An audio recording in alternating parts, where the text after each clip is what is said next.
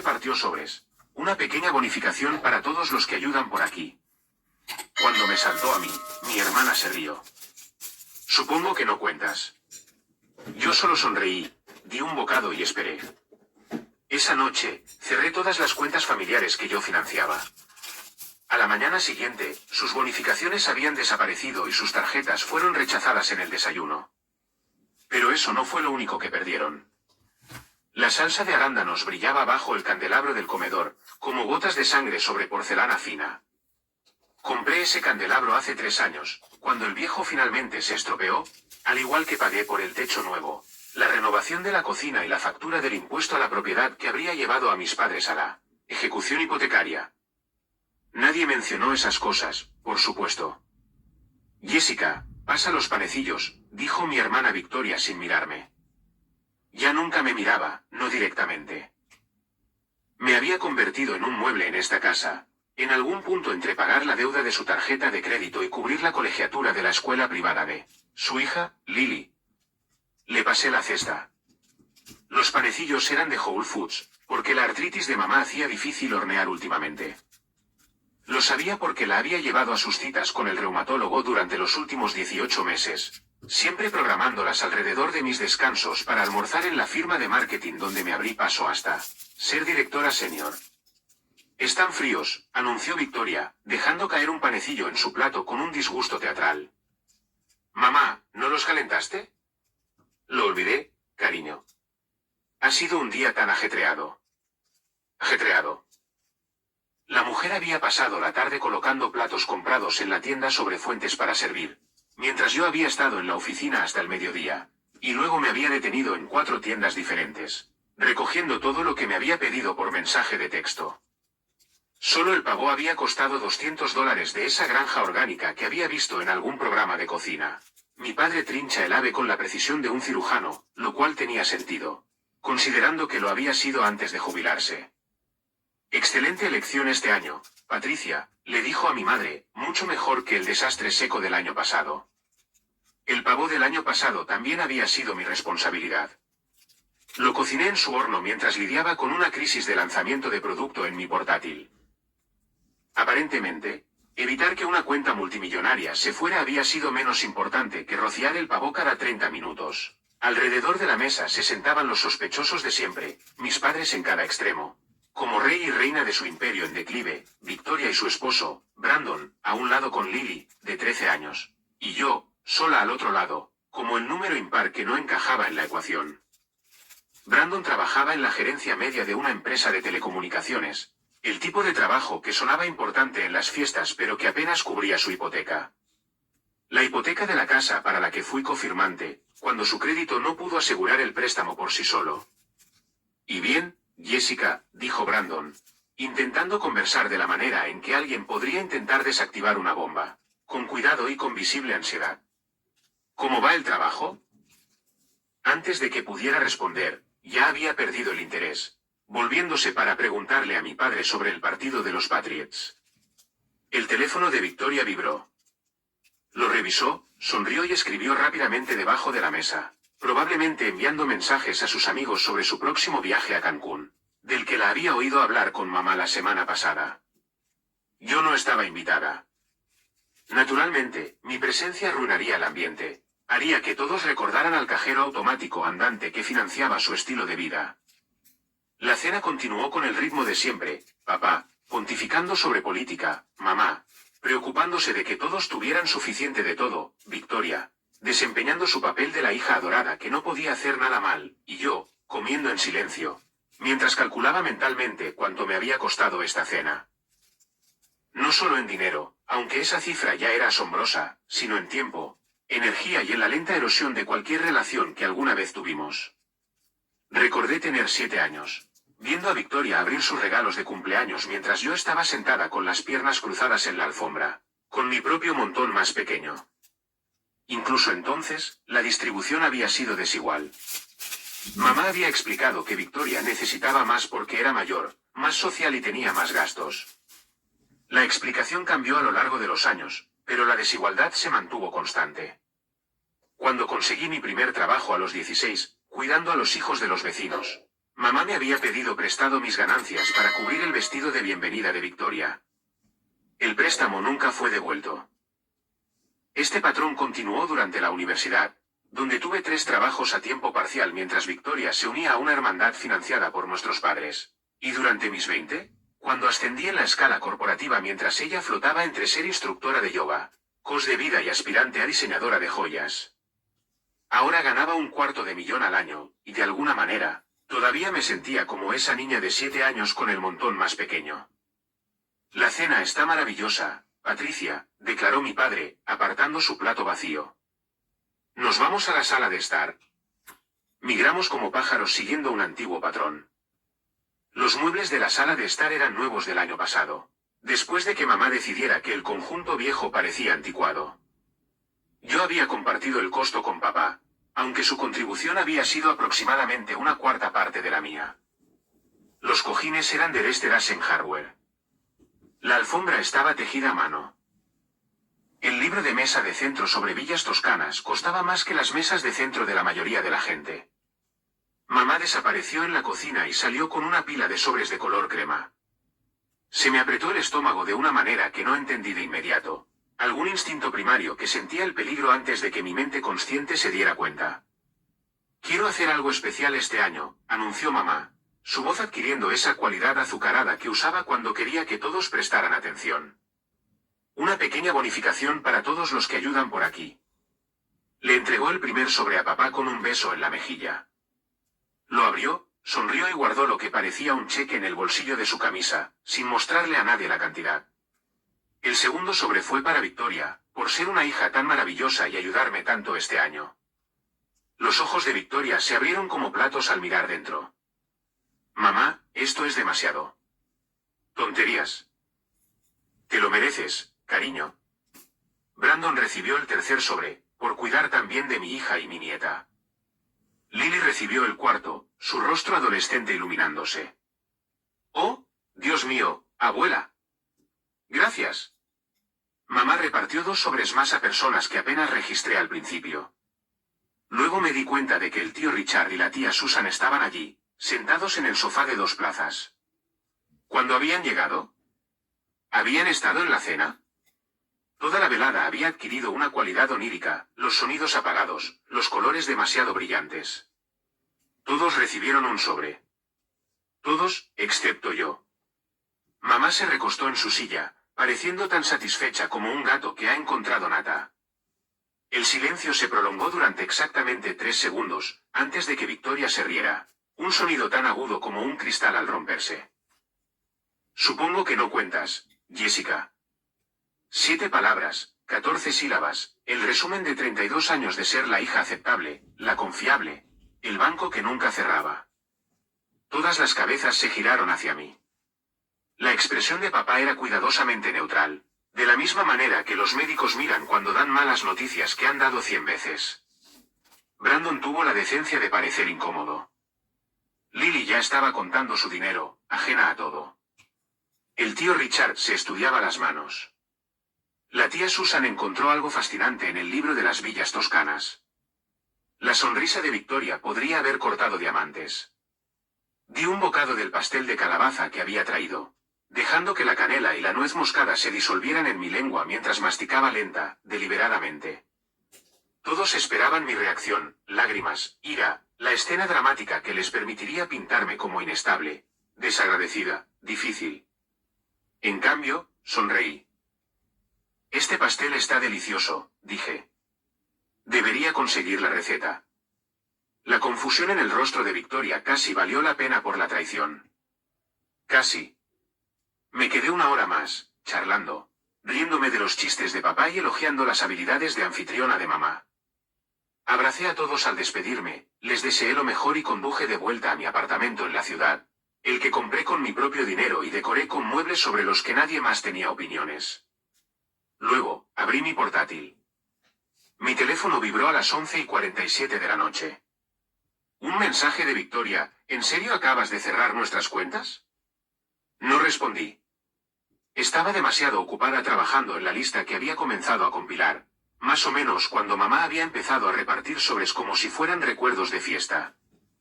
La cuenta conjunta que había abierto con mis padres para ayudarles a gestionar los gastos, cerrada. Mi nombre, eliminado de las transferencias automáticas que habían estado fluyendo desde mi cuenta corriente a la suya cada mes durante 3 años, canceladas. La tarjeta de crédito de Victoria, la que técnicamente estaba a mi nombre porque su crédito aún se estaba recuperando de su fase emprendedora, congelada y luego cancelada. El fondo universitario para el que había estado contribuyendo para Lily. No podía tocar el dinero que ya estaba allí, pero podía detener los depósitos mensuales y eliminarme como administradora de la cuenta. El plan de telefonía móvil familiar, que de alguna manera incluía a toda la familia de Victoria, cancelado. Tenían hasta el final del ciclo de facturación. El seguro del coche que agrupaba el SV de Victoria con mi sedán para obtener un descuento que solo la beneficiaba a ella, llamé a la compañía y separé las pólizas. Su tarifa se triplicaría por la mañana. Mi teléfono empezó a sonar a las 12:03 de la noche. Mamá. Lo dejé pasar al buzón de voz. 12:07 de la noche. Papá. Buzón de voz. 12:15 de la noche, Victoria de nuevo. Luego 3 mensajes de texto rápidos. Estás siendo ridícula. Era solo una broma. Llama a mamá. Está llorando. Me serví una copa de vino, del caro que guardaba para ocasiones especiales, y me acomodé en mi sofá. Afuera, la ciudad brillaba como diamantes esparcidos. Dentro, mi apartamento estaba silencioso, tranquilo, mío. Mi teléfono no dejó de vibrar durante horas. A la mañana siguiente, me desperté con 47 llamadas perdidas y 63 mensajes de texto. Los ignoré todos durante mi sesión de yoga. Mi ducha y mi desayuno cuidadosamente preparado de tostada de aguacate y café solo. A las 9:30 de la mañana, alguien aporreó mi puerta. Victoria estaba en el pasillo, todavía con la ropa de ayer, el rímel corrido, el pelo despeinado. Nunca había parecido menos la niña dorada. ¿Qué diablos te pasa? Entró en mi apartamento sin invitación. ¿Sabes lo que has hecho? He dejado de pagar por tu vida. ¿Quieres café? Esto no es gracioso, Jessica. La tarjeta de Brandon fue rechazada en el supermercado esta mañana, delante de todo el mundo. No tenemos nada para el desayuno de Lily. Hay un supermercado en cada esquina. Seguro que aceptan efectivo. No tenemos efectivo. Todo está en la cuenta que acabas de cerrar. Me apoyé en la encimera de mi cocina, acunando mi taza de café. ¿Te refieres a la cuenta que yo financiaba? ¿La que depositaba dinero cada mes para que pudieras fingir tener estabilidad financiera? Nunca dijiste nada de que ese fuera tu dinero. Nunca dije que no lo fuera. Su rostro pasó por varias expresiones, sorpresa, ira, incredulidad, y luego algo que podría haber sido comprensión, si hubiera durado más de un segundo. ¿De verdad vas a hacer esto por un estúpido sobre?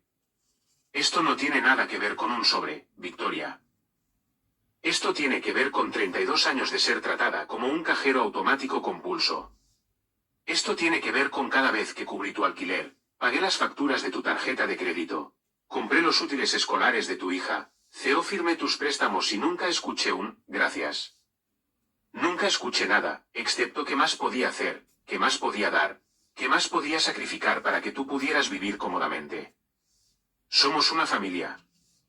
La familia no se ríe cuando alguien es deliberadamente excluido. La familia no se trata como si fueran empleados. Estás siendo dramática. Caminé hacia mi puerta y la abrí. Hoy tengo planes. Deberías irte. Jessica, por favor.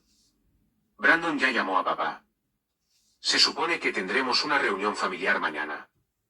Simplemente arregla esto antes de entonces y todos podremos superarlo. No voy a ir a ninguna reunión familiar. Tienes que ir. En realidad, no. Eso es lo que todos estáis a punto de aprender. Ya no tengo que hacer nada que no quiera. Se quedó allí, con la boca abriéndose y cerrándose como un pez ahogándose en el aire. Finalmente, agarró su bolso y salió furiosa, deteniéndose en el ascensor para lanzar un último ataque. Te vas a arrepentir de esto. Las puertas del ascensor se cerraron sobre su rostro enrojecido, y yo cerré la puerta de mi apartamento, echando los 2 cerrojos. No me arrepentí por la tarde, cuando papá llamó y lo dejé pasar al buzón de voz. No me arrepentí por la noche, cuando mamá envió un largo párrafo sobre valores familiares y perdón que no incluía una disculpa. No me arrepentí durante el fin de semana, cuando el tío Richard dejó un mensaje llamándome egoísta, aparentemente olvidando que le había prestado $10.000 para sus facturas médicas hace 2 años. El lunes por la mañana, entré al trabajo con la cabeza alta y la conciencia tranquila. Mi asistente, Jennifer, me saludó con su sonrisa habitual, entregándome mi agenda y un café del buen sitio de abajo. ¿Cómo estuvo Acción de Gracias?, preguntó. Iluminador. El martes llegó una carta entregada en mi oficina por un mensajero, con la caligrafía de mamá en el sobre. Dentro había una tarjeta con un mensaje genérico sobre la gratitud y un cheque de $500, la misma cantidad que les había dado a todos los demás en Acción de Gracias. Deposité el cheque y luego lo usé para comprarme el bolso de diseñador que había estado mirando durante meses. Cada vez que lo llevara, recordaría que el precio de mi autoestima era mucho más alto de lo que ellos jamás imaginaron. Las llamadas no cesaron. Mi buzón de voz se convirtió en una crónica de desesperación enmascarada de rectitud. Papá dejó mensajes sobre el legado familiar y qué pensaría tu abuela. Olvidando convenientemente que la abuela Rose me había dejado completamente fuera de su testamento, repartiendo todo entre Victoria y él porque yo tenía un buen trabajo y no lo necesitaba. La tía Susan, que se sentó en silencio durante el reparto de sobres, de repente tenía opiniones muy firmes sobre mi carácter. El tío Richard me acusó de destruir a la familia por celos mezquinos. El mensaje más revelador vino de Brandon el miércoles por la tarde. Su voz se quebró a mitad de camino. Jessica, sé que hemos tenido nuestras diferencias, pero Lily pregunta por qué no devuelves sus llamadas. Teníamos planes basados en ese dinero. Planes construidos sobre mi dinero, hechos sin mi consentimiento, asumidos como algo tan garantizado como el amanecer. Guardé ese mensaje de voz. Algo en él cristalizaba todo lo que había estado mal en la última década. Habían construido futuros enteros sobre los cimientos de mi billetera, sin considerar nunca que yo podría tener mis propios planes, mis propios sueños, mi propio punto de quiebre. El trabajo se convirtió en mi santuario. La cuenta de Patterson requirió jornadas de 18 horas esa semana, dándome razones legítimas para ignorar las llamadas personales. Mi equipo realizó una presentación que hizo que los clientes asintieran antes de que termináramos la tercera diapositiva. Después, mi jefa, Catherine, me llevó aparte. Lo que sea que esté pasando en tu vida personal, lo estás canalizando productivamente, dijo. Esa fue la mejor presentación que te he visto hacer. Gracias. Lo digo en serio, Jessica. Siempre has sido buena, pero últimamente hay algo diferente, más agudo, más seguro. Hizo una pausa. Voy a proponer tu nombre para la vía ejecutiva. Habrá una vacante de vicepresidenta en marzo. Había deseado ese ascenso durante 3 años. De alguna manera, cortar lazos con mi familia había liberado un espacio mental que no me había dado cuenta de que estaban ocupando. La constante ansiedad de bajo nivel sobre quién necesitaba qué factura vencía, qué crisis había que gestionar, se había evaporado. Mi cerebro se sentía más claro, más rápido, sin cargas. Esa noche, me di un capricho cenando en el restaurante italiano del centro, el que tiene un menú de degustación que cuesta más de lo que solía ser el pago mensual del coche de Victoria. Me senté en la barra, pedí el maridaje de vinos y entablé conversación con la mujer a mi lado. Su nombre era Gabriel.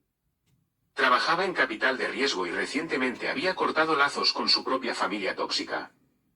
La mejor decisión que he tomado, dijo, agitando su barolo. La gente piensa que se supone que debes tolerar cualquier cosa de los parientes de sangre. Eso es basura. No aceptarías ese trato de un extraño. ¿Por qué aceptarlo de la familia? Mi hermana se rió cuando mi madre me excluyó deliberadamente de recibir lo que todos los demás recibieron, le expliqué. ¿Y te fuiste? Eventualmente. Primero, cerré todas las cuentas que yo financiaba. Gabriel se rió, una carcajada sonora de genuino deleite. Oh, me caes bien. ¿Qué pasó? Le conté toda la historia, impulsada por el buen vino y el anonimato de una extraña que no tenía ningún interés en mis decisiones. Escuchó sin juzgar, interrumpiendo ocasionalmente con sus propias experiencias similares. Para cuando llegó el postre, me sentía más ligera de lo que me había sentido en años. Intentarán recuperarte, advirtió Gabriel. No porque te quieran, sino porque te necesitan. Hay una diferencia. Estoy empezando a entender eso. Intercambiamos números. Se convirtió en mi primera amiga de verdad en la ciudad, alguien que entendía el dolor específico de ser el cajero automático de la familia. Durante las siguientes semanas, me enviaba capturas de pantalla de mensajes absurdos de sus propios parientes, y yo respondía con el último intento de chantaje emocional de Victoria. Convertimos nuestro trauma compartido en comedia negra, robándole su poder para hacernos daño. El jueves por la mañana, recibí un correo electrónico del contable de papá. El asunto decía, urgente, asuntos del fideicomiso familiar Mitchell. Mi dedo se cernió sobre el botón de eliminar, pero la curiosidad ganó. Lo abrí. El correo electrónico describía lo que había sospechado, pero nunca confirmado. Las cuentas de jubilación de papá estaban agotadas. Había estado viviendo de ellas durante años, complementadas por mis transferencias mensuales, convencido de que el mercado se recuperaría lo suficiente como para sostenerlas. No lo había hecho. Los gastos médicos de mamá estaban aumentando. Su casa, la que había ayudado a salvar de la ejecución hipotecaria, tenía una segunda hipoteca que habían sacado el año pasado. Sin mis contribuciones, se enfrentaban a la bancarrota en 6 meses. El contable, un hombre llamado Harold Peterson a quien había visto 2 veces en reuniones familiares, escribió, tu padre me pidió que te contactara directamente. Es demasiado orgulloso para rogar, pero Jessica, necesitan ayuda. He revisado sus finanzas a fondo. La única opción viable es un apoyo familiar significativo o vender la casa y reducir drásticamente su tamaño. Leí el correo electrónico 3 veces, esperando sentir algo. Culpa, obligación, el viejo instinto de arreglar las cosas.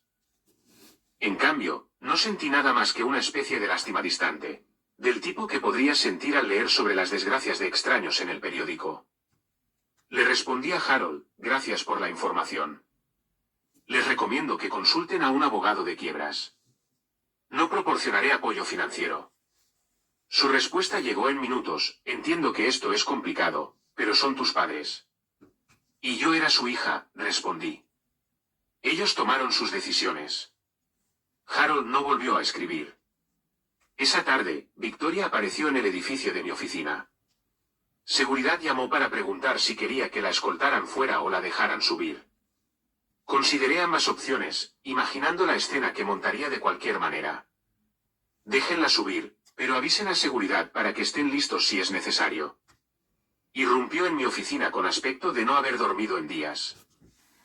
Sus pantalones de yoga estaban manchados, su pelo sin lavar, su cara hinchada de llorar o beber, o ambas cosas. Los estás matando, anunció sin preámbulos. El contable de papá dice que van a la quiebra. El estrés de mamá está empeorando su artritis. Esto es por tu culpa. Jennifer empezó a levantarse de su escritorio fuera de mi oficina, pero le hice un gesto para que se quedara. Entra y cierra la puerta, Victoria. Lo hizo, y luego se quedó en medio de mi oficina como una acusación con forma humana. Siéntate. No quiero sentarme. Entonces quédate de pie, pero baja la voz o seguridad te sacará. Eso la hizo reaccionar. Se hundió en la silla frente a mi escritorio, desinflándose como un globo que pierde aire. ¿Cuánto? Preguntó finalmente. ¿Perdón? ¿Con cuánto quieres ayudarles? Sé que estás enfadada, pero van a perderlo todo.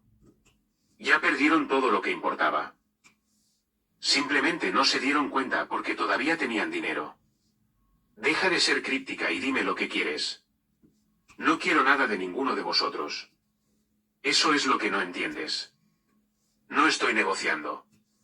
No estoy jugando a un juego. He terminado. No puedes simplemente terminar con la familia. Mírame. El rostro de Victoria pasó por emociones demasiado rápidas para seguirlas. Brandon me dejó, dijo de repente. La presión financiera. Dijo que no podía soportarlo. Se llevó a Lily y se mudó con su madre a Florida. Estoy sola en esa casa, trabajando en una tienda por $12 la hora. Y mi propia hermana no me ayuda. La información debería haberme conmovido. En otro tiempo, lo habría hecho. Ya estaría calculando cuánto podía dar, qué podía sacrificar.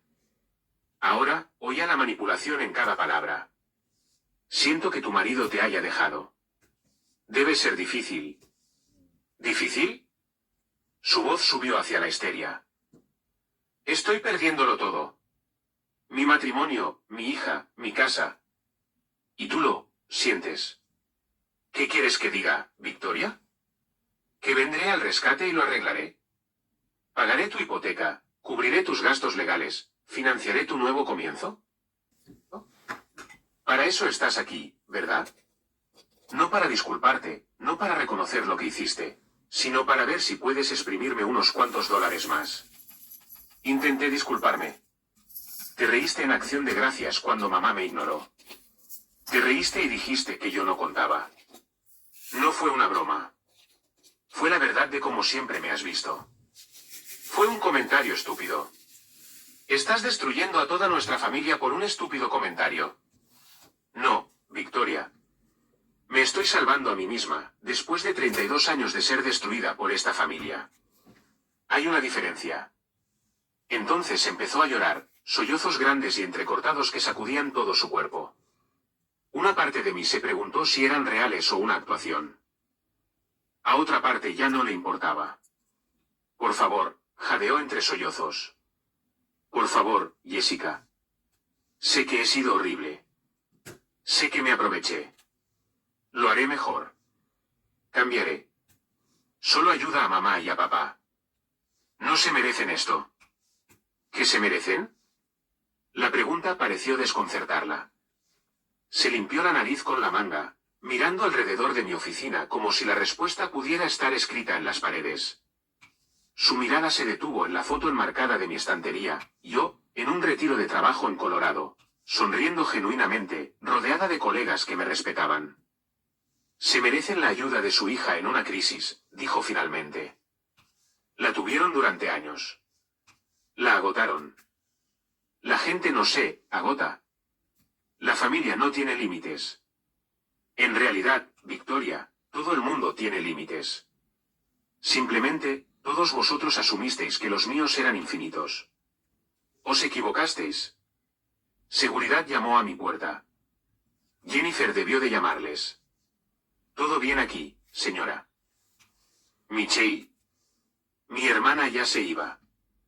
Victoria se levantó, tambaleándose ligeramente. Te arrepentirás de esto. Cuando ellos ya no estén y estés sola, desearás haber estado ahí para ellos. Quizás. Pero todavía tendré mi amor propio. Se fue sin decir una palabra más. La observé desde la ventana de mi oficina mientras cruzaba el aparcamiento hacia un Honda Civic destartalado que debía tener 15 años, nada que ver con el SUV nuevo que conducía el año pasado. Se sentó en el asiento del conductor durante 10 minutos antes de arrancar el motor y marcharse. Jennifer apareció con café, del bueno, de la cafetería de al lado. ¿Estás bien? Mejorando. Tu familia parece agotadora. Lo eran, dije. En tiempo pasado. El resto de la semana transcurrió lentamente, cada día trayendo nuevos intentos de traspasar mis límites. Mamá envió flores a mi oficina con una tarjeta que decía, la familia es para siempre. Las doné al hospital de enfrente. El abogado de papá envió una carta formal sugiriendo mediación. Envié una respuesta formal, declinando. La tía Susan probó el ángulo de la compasión, dejando mensajes sobre lo decepcionada que estaría mi difunta abuela. Bloqueé su número. El ataque más efectivo vino de una fuente inesperada, Lily. De alguna manera consiguió mi correo electrónico del trabajo y envió un mensaje con el asunto. ¿Por qué nos odias? El cuerpo del correo era un ensayo adolescente sobre la obligación familiar, salpicado de chantajes emocionales sobre lo mucho que esperaba ir a la universidad, como todos sus amigos tenían ayuda de sus parientes, y como no era justo que su vida se estuviera desmoronando por problemas de adultos. El correo terminaba, pensé que me querías. Supongo que me equivoqué. Supongo que el dinero es más importante que tu propia sobrina.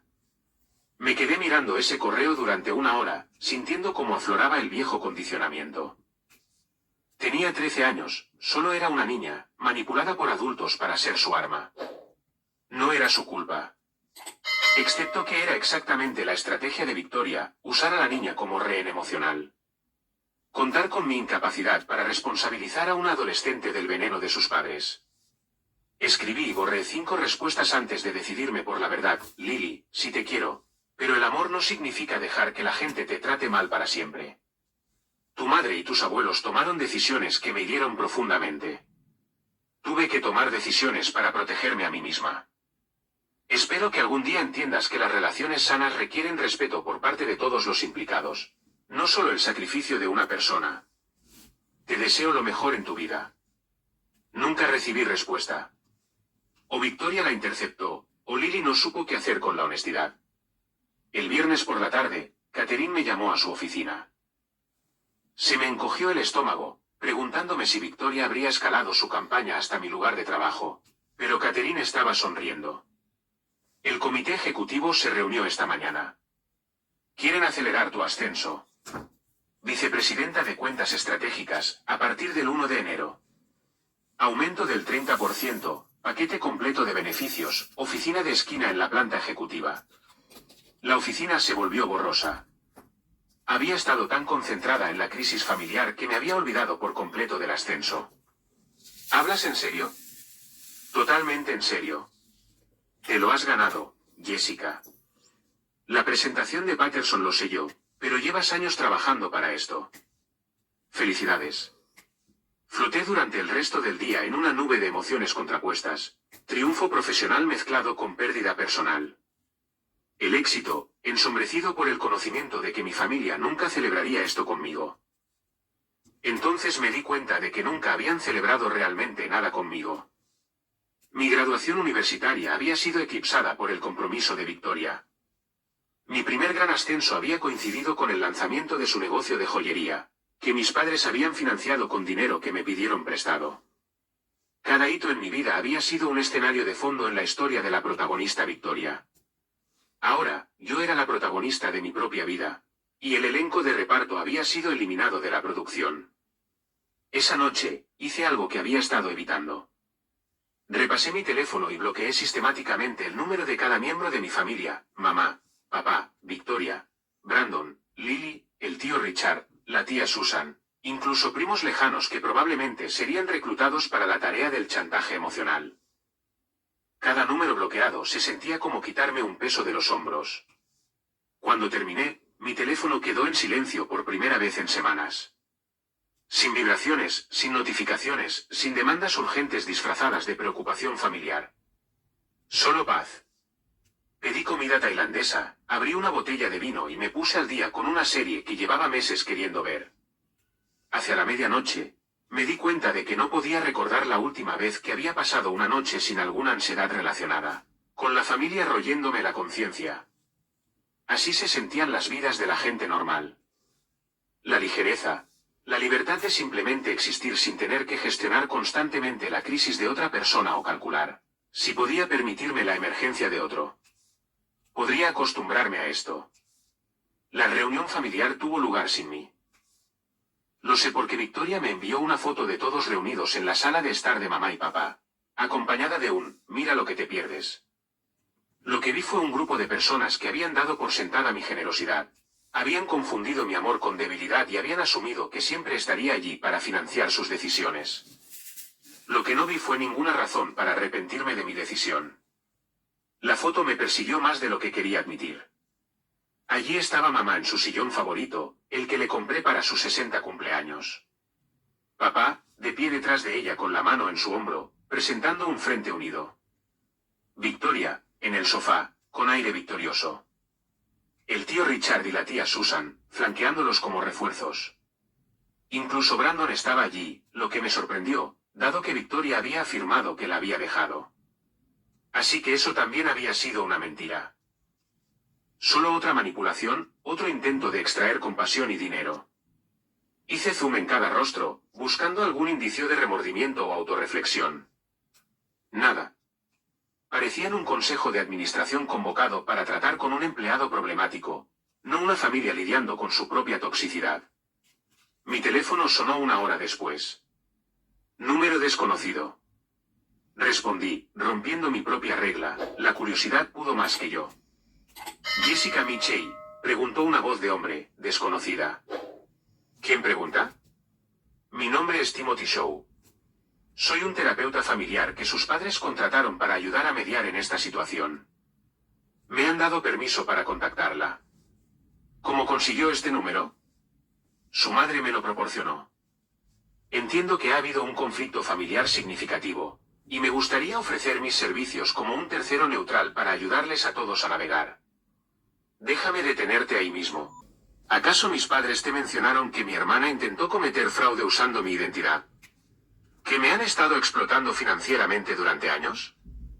¿Que me humillaron deliberadamente frente a toda la familia? Una pausa. Mencionaron que hubo un desacuerdo financiero y algunos sentimientos heridos durante las fiestas. Sentimientos heridos. Así lo llamaron. Las dinámicas familiares son complejas. A menudo hay malentendidos por ambas partes. Timothy, voy a ahorrarte algo de tiempo. Yo no te contraté. No quiero tus servicios. Lo que sea que mis padres te estén pagando para arreglar esto, es un desperdicio de su dinero. Lo cual es irónico, ya que al parecer no tienen nada. Señora Mitchell, entiendo que esté enfadada. No estoy enfadada. He terminado. Hay una diferencia. Por favor, no vuelva a contactarme. Colgué e inmediatamente bloqueé ese número también. A la mañana siguiente, tuve una visita inesperada en mi oficina. No era Victoria esta vez. Mamá. Jennifer intentó detenerla, pero mamá la apartó, moviéndose más rápido de lo que su artritis debería haberle permitido. Jessica Eleanor Mitchell, ¿me vas a escuchar? Se paró en la puerta de mi oficina, con 63 años y temblando de rabia o miedo, o ambas cosas. Su pelo estaba perfectamente peinado, su maquillaje inmaculado, su atuendo de diseñador probablemente financiado por uno de esos sobres de acción de gracias. No parecía en absoluto una mujer al borde de la quiebra. Tienes 5 minutos, dije, sin levantarme. Luego, seguridad te acompañará a la salida. Mamá cerró la puerta y se sentó sin ser invitada, posándose en el borde de la silla como un pájaro listo para alzar el vuelo. ¿Cómo cría una hija tan cruel? ¿Es una pregunta genuina o retórica? No te hagas la lista conmigo. Soy tu madre. Y yo soy tu hija. La que deliberadamente excluiste frente a toda la familia. La que cuyos años de apoyo financiero nunca reconociste. ¿Sigo? La situación de los sobres fue un malentendido. ¿En serio? ¿Cómo se puede malinterpretar saltarse a una persona mientras se le da dinero a todos los demás? Su rostro se sonrojó. Tú ganas mucho dinero. No necesitas unos cientos de dólares. Así que admites que fue deliberado. Admito que pensamos que lo entenderías. Victoria y Brandon están pasando apuros. Lily necesita cosas. Tu padre y yo vivimos con ingresos fijos. Tú tienes más que suficiente. Tenía más que suficiente porque trabajé para ello, no porque materializara de la nada. Nunca te pedimos nada que no estuvieras dispuesta a dar. El revisionismo era impresionante. Me pedíais dinero constantemente, cada mes como un reloj. El alquiler de Victoria, el pago del coche de Brandon, los gastos escolares de Lily, vuestros impuestos a la propiedad, las facturas médicas de papá, el techo, la cocina. No pedimos todo eso. Tú lo ofreciste. Lo ofrecí porque ya me habíais dicho que estabais desesperados. Porque ya me habíais explicado que no había otra opción. Porque me habían condicionado desde la infancia a creer que mi valor para esta familia se medía en cuanto podía proporcionar. Los ojos de mamá se llenaron de lágrimas, la misma actuación que había perfeccionado durante décadas. No puedo creer que pienses que solo te querríamos por tu dinero. ¿Cuándo me quisisteis por algo más? La pregunta quedó suspendida en el aire como humo. Mamá abrió la boca, la cerró, la abrió de nuevo. Esperé, genuinamente curiosa por escuchar su respuesta. Eso no es justo, dijo finalmente. Lo que no es justo es darte cuenta a los 32 años de que tu propia familia te ve como un recurso en lugar de una persona. Estás siendo dramática. Las familias se ayudan mutuamente. Eso es el amor. No, mamá. El amor es recíproco. El amor es respetuoso. El amor no se ríe cuando alguien es deliberadamente excluido. Lo que teníamos era una transacción, y ya no acepto los términos. Sacó un pañuelo de su bolso, secándose los ojos con cuidado para no estropear su rímel. Tu padre está teniendo dolores en el pecho por el estrés. Si le pasa algo, tendrás que vivir con eso. Papá tenía dolores en el pecho antes de que os cortara el grifo. Los ha tenido durante 3 años. Lo llevé al cardiólogo 6 veces, ¿recuerdas? Cada vez, el médico dijo que era estrés, mala alimentación y falta de ejercicio. Quizás deberías sugerirle que pruebe esas soluciones en lugar de culparme a mí. Todo estaba bien hasta que montaste tu berrinche. Todo estaba bien para vosotros. Yo me estaba ahogando. Pero mientras los cheques se cobraran, nadie se daba cuenta. Mamá se levantó bruscamente. No te crié para que abandonaras a tu familia. No me criaste en absoluto. Criaste a Victoria. Yo simplemente existía a su lado, útil cuando necesitabais algo, invisible el resto del tiempo. Caminó hacia la puerta, con la mano en el pomo. Cuando perdamos la casa, cuando estemos viviendo en algún apartamento terrible en un mal barrio, cuando la salud de tu padre falle por el estrés, espero que puedas dormir por la noche. Estoy durmiendo mejor de lo que he dormido en años. Se fue sin decir una palabra más. Jennifer apareció momentos después con agua y una expresión compasiva. Esa mujer es de armas tomar.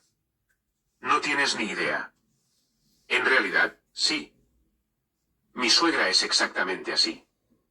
La culpa como arma es su superpoder. ¿Cómo lidias con eso? No lo hago. Mi marido finalmente puso límites y ella no nos habló durante 2 años. Los mejores 2 años de mi matrimonio. Jennifer sonrió. Al final, volvió arrastrándose. Siempre lo hacen, una vez que se dan cuenta de que el banco está realmente cerrado. Sus palabras se quedaron conmigo durante el fin de semana. Había estado operando bajo la suposición de que cortarles el suministro era permanente, final, irreversible. Pero, ¿y si volvían? ¿Y si finalmente se disculpaban, reconocían su comportamiento, intentaban reconstruir sobre bases más sanas? ¿Querría yo siquiera eso? La pregunta me molestaba más que la respuesta, que probablemente era no. La relación estaba demasiado dañada, los cimientos demasiado podridos. No se puede renovar una casa que necesita ser demolida. El domingo por la mañana, salí a correr por el parque cerca de mi apartamento.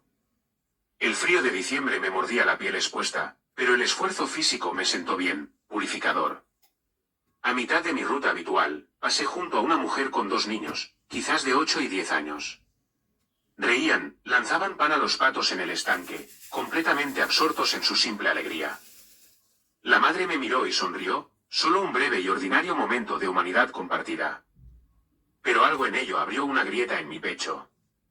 Nunca tendría eso con mi madre.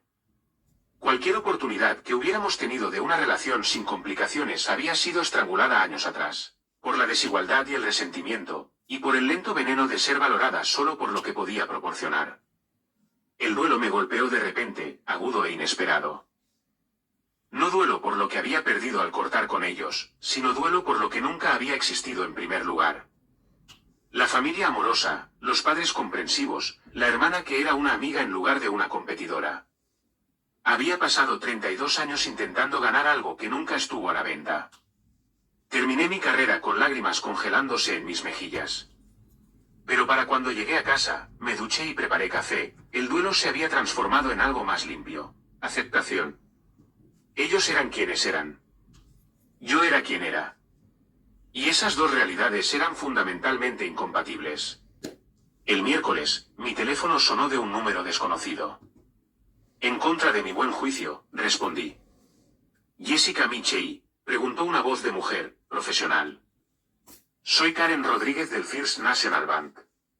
Llamamos por una solicitud de préstamo que la incluye como CEO firmante. Los solicitantes son Brandon y Victoria Hughes. No he CEO firmado ningún préstamo. Eso es lo que necesitábamos verificar. Recibimos una solicitud con lo que parece ser su firma falsificada. Rechazaremos la solicitud y marcaremos la cuenta por fraude. Después de colgar, me senté en mi escritorio, mirando la pantalla de mi ordenador sin verla. Habían intentado falsificar mi firma. Habían intentado atraparme de nuevo en su red financiera sin mi consentimiento ni conocimiento. La ira que había mantenido a raya con decisiones racionales y una fría distancia, finalmente se abrió paso. Cogí mi teléfono y llamé a mi abogado. Para el viernes, había presentado denuncias policiales por el intento de fraude, enviado cartas de cese y desistimiento a Victoria y Brandon, y comenzado el proceso de congelar mi crédito para evitar cualquier intento futuro. Mi abogado me aseguró que el caso era sencillo, especialmente porque el banco lo había detectado a tiempo. Mis padres llamaron esa noche. Papá, esta vez, con su voz cargada de una decepción que ya no tenía el poder de herirme. Jessica, tenemos que hablar sobre estas acciones legales. Mi abogado se está encargando de todo, papá. Si tienes preguntas, contáctalo. Tu madre está destrozada. Victoria cometió un error, pero involucrar a abogados es extremo. Victoria intentó cometer fraude usando mi identidad. Eso no es un error.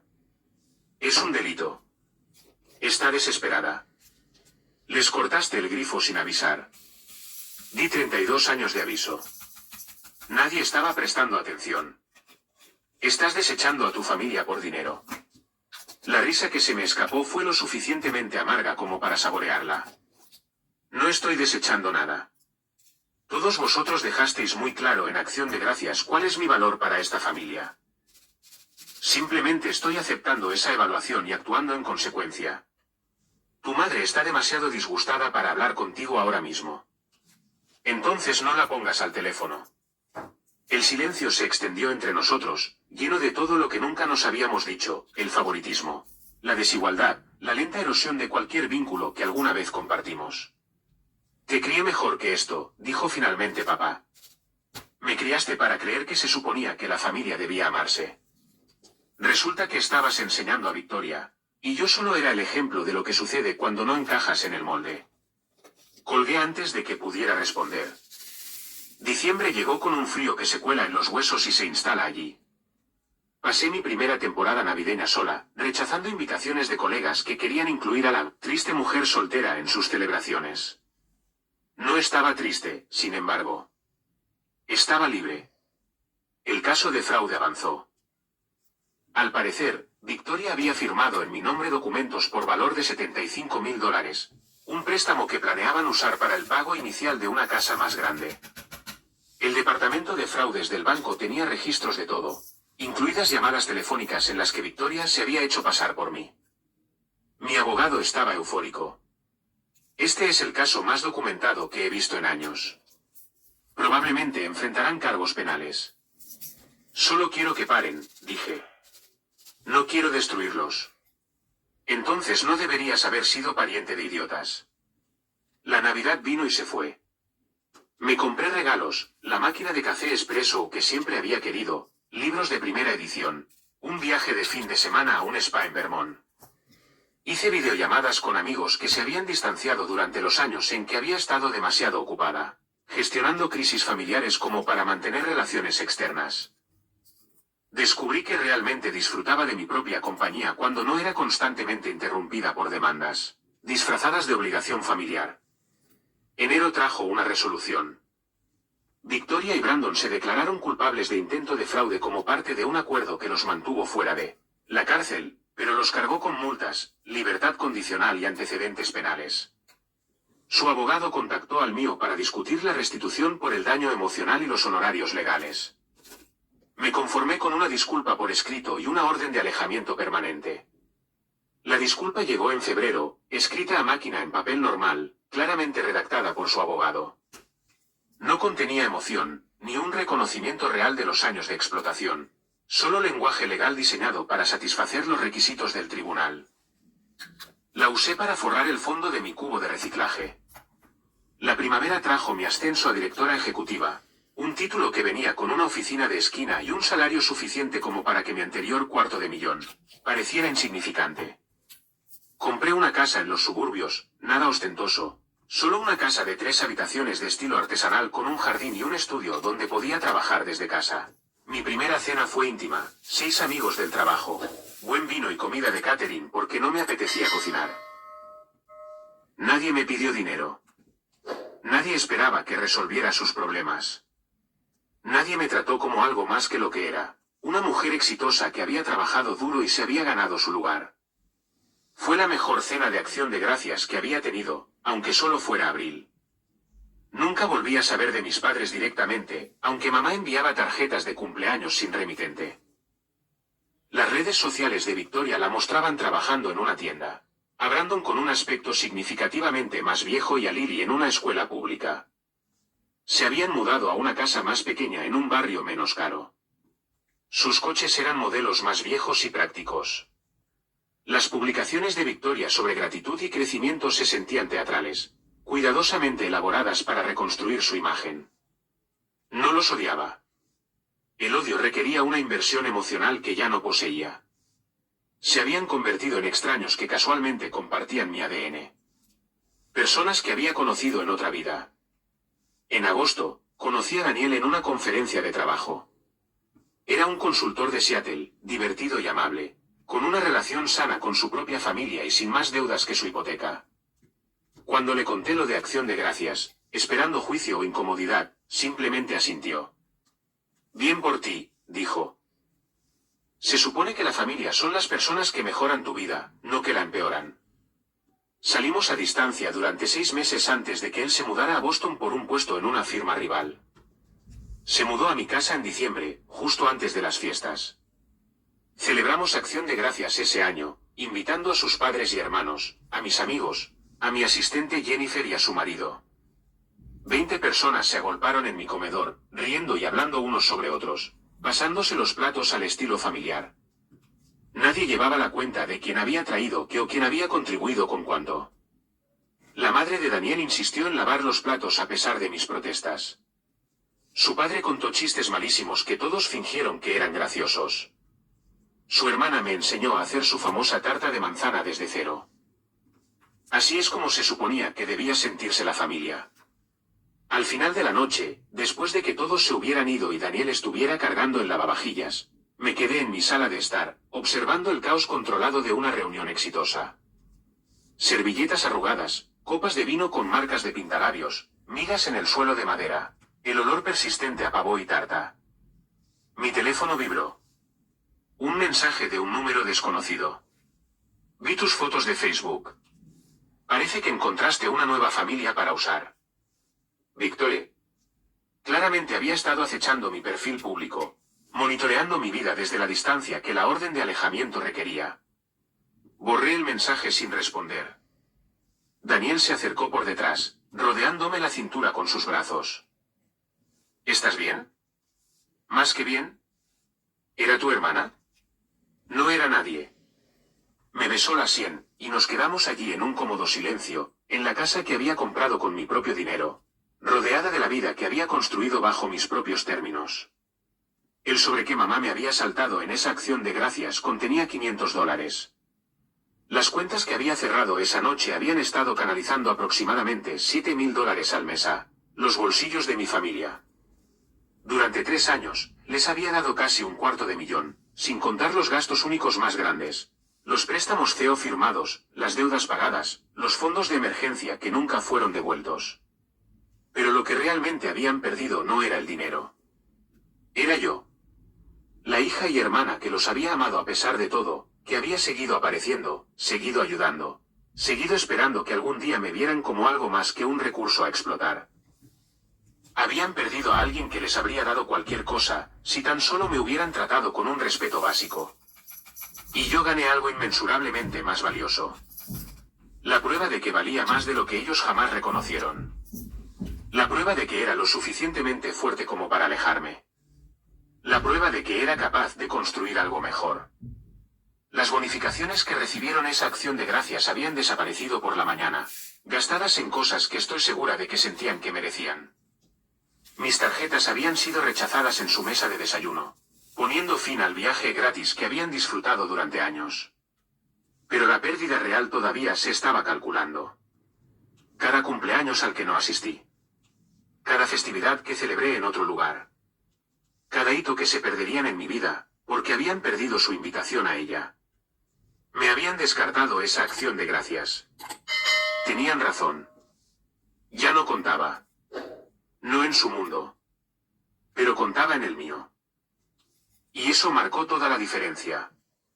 Años después, cuando la gente me preguntaba si me arrepentía, si extrañaba a mi familia, si alguna vez me reconciliaría, pensaba en ese momento, acción de gracias, la risa de Victoria, la sonrisa satisfecha de mamá, el peso de ese sobreexcluido que nunca recibí. Pensaba en la vida que había construido después, Daniel, que se convirtió en mi marido, nuestra hija, Sophie, que nunca conocería el aguijón del amor desigual, la carrera que había avanzado sin que las obligaciones familiares me frenaran, las amistades que profundicé cuando tuve tiempo para nutrirlas. Entonces sonreía y decía, no perdí a mi familia. La mejoré. Porque la verdad era que había pasado 32 años siendo parte de una familia que nunca me quiso de verdad, solo mi dinero. Ahora tenía una familia que me quería exactamente por quien era.